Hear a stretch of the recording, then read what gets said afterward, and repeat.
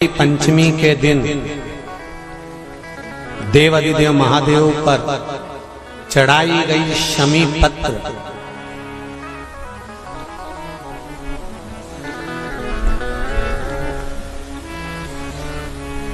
शंकर भगवान पर चढ़ाई गई शमी पत्र आस्तिक मुनि का नाम लेकर, कौन से मुनि? आस्तिक मुनि का नाम लेकर शमी पत्र को वापस उठाकर उसको अपने दरवाजे की चौखट पर कहीं पर भी या द्वार पर कहीं पर भी एक ओर रख देने पर घर के अंदर, बगीचे के अंदर सर्प प्रवेश नहीं करता। ध्यान रखिए, सर्प प्रवेश नहीं करेगा।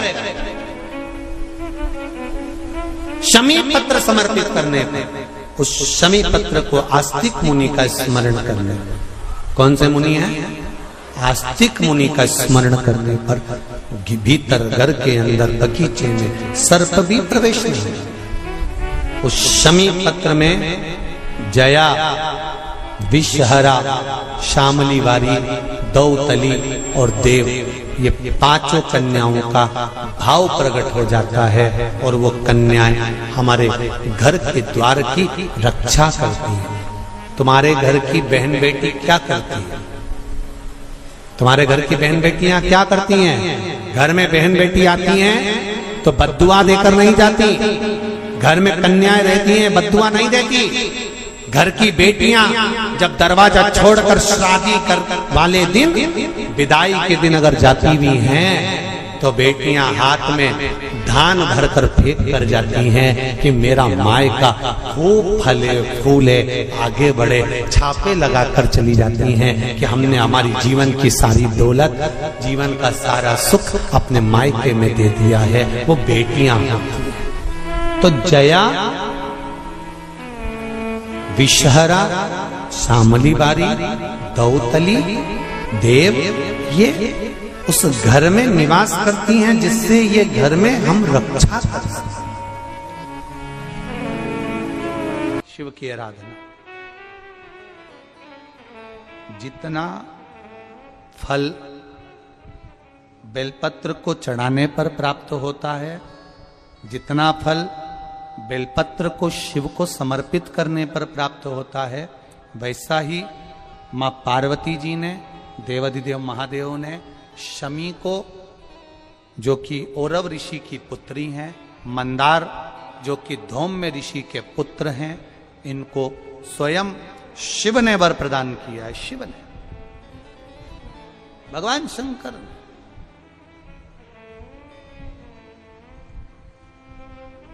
शिव ने वर दे दिया, मां जगत जननी जगदम्बा माता पार्वती ने वर दे दिया, मां आद्य शक्ति ने वर दे दिया, पार्वती ने वर दे दिया। सुनो, मां पार्वती जी शमी को कह रही हैं, सुन शमी, सुनो मंदार, देवाधिदेव महादेव ने तुमको वर दिया है कि हजारों लाखों अश्वमेध यज्ञ का फल, स्नान का फल एक शमी पत्र और एक मंदार के पुष्प से प्राप्त हो जाता है। अब मां पार्वती भी शमी को, मंदार को वर प्रदान कर रही है। ये मां है, ये माता है। अब एक बार यही बात हमने कथा में कही थी कि दरिद्रता को मिटाने के लिए ये बेलपत्र यहाँ माता जी के, शिव जी के चरणारविंद में, माता जी के हस्त कमल पर ये भगवान का जो सुंदर, मां पार्वती की पीठी का ये सुंदर जो हस्त कमल है और ये चरण भाग हैं, यहाँ समर्पित करो। तो किसी ने पूछा, गुरुजी ये बेलपत्र को यहाँ चढ़ाने से उसका फल क्या मिलता है? तो कम आद्य शक्ति, मां जगदम्बा, मां जगतधात्री, मां दुर्गा, मां भवानी, मां देवी प्रसन्नता धारण करती। आप अगर शमी के पत्ते को नहीं चढ़ा सकते, महीने में एक बार या दो बार शमी का पत्ता शंकर के ऊपर अवश्य समर्पित करना चाहिए। क्यों? शरीर में अगर कोई बड़ी बीमारी आने वाली होती है तो बाबा उस विष को समाप्त कर देते हैं, मात्र शमी का पत्ता समर्पित कर देते हैं। भले महीने में 2 बार चढ़ाओ, हफ्ते में 1 बार चढ़ाओ, तुम्हारा मन पड़े तो हफ्ते में 2 बार चढ़ाओ। ज्यादा बीमारी है, शमी का पत्ता एक शिवजी के शिवलिंग पर और एक पत्ता जहां से पानी बहकर नीचे गिरता है ना, जलाधारी में से शिवजी पे जल चढ़ाया। जैसे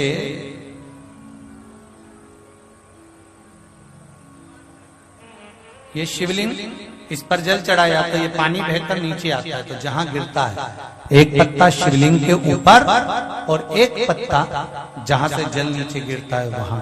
अगर ज्यादा बीमारी है और ऐसा लग रहा है कि डॉक्टर कह रहे हैं कि तबीयत ज्यादा खराब हो सकती है, जांचे जाएगी, ये होगा वो होगा, तो एक पत्ता शमी का ऊपर, एक पत्ता जलधारी जो बहकर नीचे आती है पर चढ़ाना। शमी का पत्र रोग मुक्ति के लिए जब चढ़ाया जाता है तो भगवान शंकर का अवधूतेश्वर महादेव का नाम लेकर चढ़ाया जाता है। कौन सा महादेव? जम के बोलो जरा। अवधूतेश्वर महादेव का नाम लेकर चढ़ाया जाता है।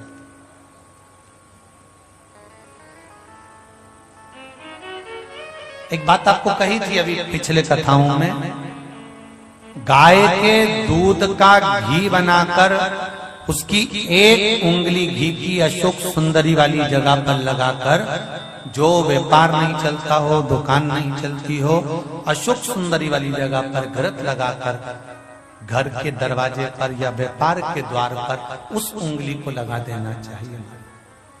घृत पर होना गाय के घी का। गौ माता शिव पुराण कर रहे हैं, बाबा देवाधिदेव महादेव की कथा कर रहे। संपूर्ण तिलक में, संपूर्ण तिलक में 12 तिलक होते हैं ना, 12 तिलक होते हैं, ठीक है। तो 12 तिलक में 12 तिलक में वो कौन सा स्थान है जहां पर तिलक लगाने पर व्यक्ति नरक नहीं भोगता?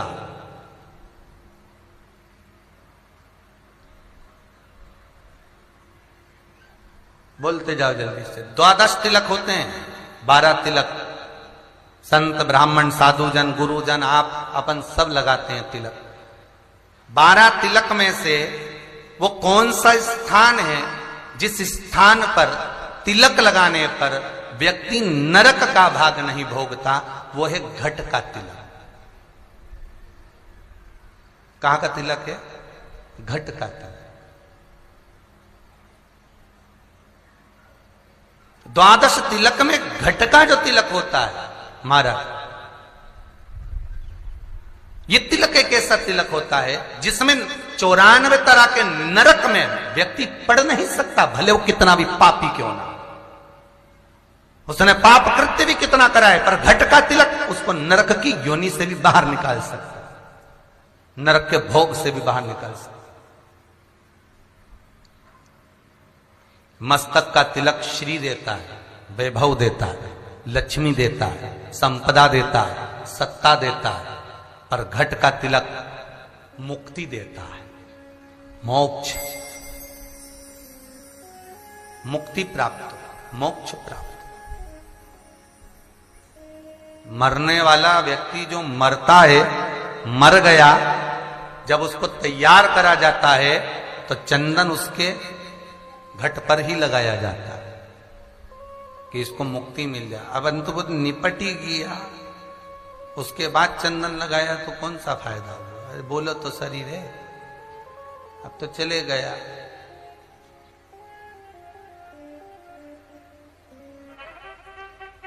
तो एक घट का तिलक, मस्तक का तिलक श्री प्रदान करता है, मस्तक का तिलक लक्ष्मी प्रदान करता है।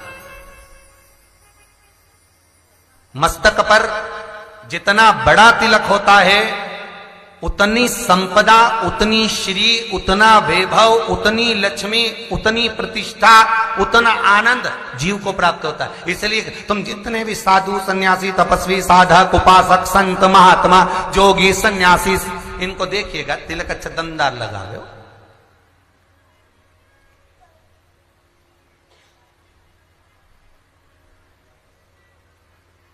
खूब चंदन वंदन जोरदार जोरदार लगा, श्री प्रदान करेगा। पर घट का जो तिलक है, कहीं भस्म मिल गई महाकाल राजा की, कहीं विश्वनाथ की, कहीं चंदन मिल गया बाबा के सुंदर श्री विग्रह का, कहीं हल्दी मिल गई लक्ष्मी के श्री चरणों की, कहीं चावल ही मिल गया श्री स्कंद भगवान के चरणारविंद का, तो वो अपने घट पर अवश्य स्पर्श कर।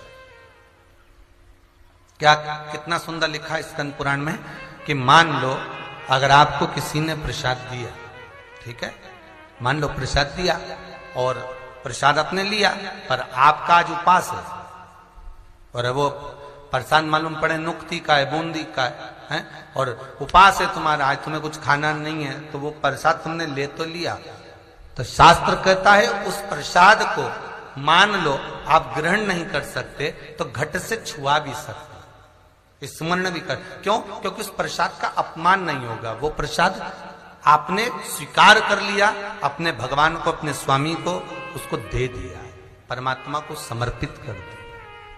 दिखावे से भले गरीब होगे चलेगा, धन से भले गरीब होगे चलेगा, सत्ता और वैभव से भले गरीब होगा चलेगा, पर मन से कभी गरीब मत होगा। ये दिल, ये हृदय, ये चित्त, ये तुम्हारा हृदय, जितना जितना तुम इस हृदय को ये मान कर चलोगे कि मेरे भोलेनाथ ने जो दिया मुझे कम ना दिया,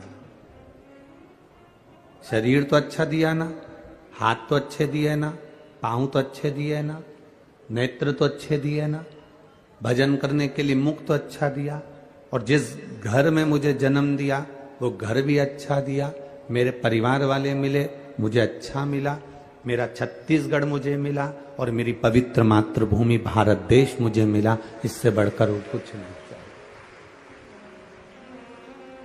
मैं एक हिंदुस्तानी हूं, मैं एक भारतीय हूं, भारत में रह रहा हूं। हमने पहले कथा में कहा अमेरिका में मरने वाले के आगे कभी उसके फोटो में तुम पढ़ना, उसमें लिखा रहेगा डेथ। अमेरिका में मरने वाले के सामने स्वर्गवासी नहीं लिखते। न्यूजीलैंड, हॉलैंड, इंग्लैंड, जितनी जगह पर आप घूमेंगे यहां पर मरने वाले के आगे कभी नहीं लिखा रहता कि स्वर्गवासी। केवल एक भारत की भूमि ऐसी है, यहां पर एक बेवड़ा भी मरता है दारू पीने वाला तो भी उसके नाम के आगे स्वर्गवासी लिखा होता है, क्योंकि भारत की भूमि पर जन्म लेकर मरा है। यहां झूठ बोलने वाला, कपट करने वाला, बेईमानी करने वाला, छल करने वाला, प्रपंच करने वाला भी अगर मरता है तो उसके नाम के आगे स्वर्ग लिखा रहता है, स्वर्गवासी। मतलब वो कितना भी बेकार है पर उसने एक काम अच्छा करा कि भारत की भूमि पर जन्म लिया। ये मातृभूमि, यह भारत की भूमि कोई सहज नहीं है, सभ्यता, संस्कृति और मर्यादा की देने वाली है, संस्कारों की देने वाली। यहां जन्म लेने वाला कोई साधारण नहीं होता। भगवान की अविरल भक्ति करने वाला, भगवत स्मरण करने वाला कोई साधारण नहीं होता। कोई कोई बगीचे में फूल लगा होता है, वो फूल बड़ा सुंदर दिखता है, परंतु हम उससे भी अच्छा फूल पाने का प्रयास करते हैं, हम उससे भी अच्छा फूल ढूंढने का प्रयास करते हैं। एक महिला को, एक व्यक्ति को, दोनों को बगीचे में छोड़ा गया कि इस बगीचे का सबसे सुंदर फूल जो है उसको तुम तोड़ कर लेकर आ जाओ। जैसे ही वो बगीचे में प्रवेश करे, कितना बड़ा गुलाब का फूल लगा था, बड़ा सुंदर था, इतना सुंदर उनकी दृष्टि में वो आ गया, मन को भा गया और वो उस फूल को लेने लगे। तो दोनों ने विचार करा कि नहीं नहीं, इससे अच्छा फूल हो सकता है आगे होगा, और आगे बढ़े। फूल वहां देखा तो बहुत सुंदर था, इतना बढ़िया फूल है, और आगे देखते हैं। और आगे गए, फूल और सुंदर था, चलो यही तोड़ लेते हैं। ना ना, इससे आगे और कोई फूल होगा। और आगे गए, वहां फूल देखा, बहुत सुंदर है, इसको तोड़ लेते हैं। आखिरी में बस और देखते हैं, और अच्छा मिलेगा, और अच्छा मिलेगा, और अच्छा मिलेगा, और अच्छा मिलेगा, करते करते आखिरी में पहुंच गए। उस बगीचे में जाने का नियम यह था कि पलटकर वापिस नहीं आ सकते थे, आगे ही बढ़ते जाना था। आखिरी में जब पहुंचे तो फूल एक साधारण सा था, अब तोड़ना तो जरूरी था, तो वही साधारण सा फूल तोड़कर वापिस आ गए। किसी ने पूछा, बगीचे में गए थे, फूल मिला? कहा, जब हम अंदर प्रवेश करे थे बड़ा सुंदर फूल था, और अंदर गए और अच्छा फूल था, और अंदर गए और अच्छा फूल था, पर हम ये सोचते रह गए कि और अच्छा मिलेगा, और अच्छा मिलेगा, और अच्छा मिलेगा, और अच्छा मिलेगा। ये ढूंढते ढूंढते हम आखिरी में पहुंच गए और मालूम पड़ा कि वो फूल अच्छा नहीं मिल पाया। फिर जैसा था उसमें हमें एडजस्ट करना पड़ा, जैसा मिला हमें उसमें रहना पड़ा, और हम ये फूल लेकर आए हैं। हमारी भी जिंदगी ऐसी है।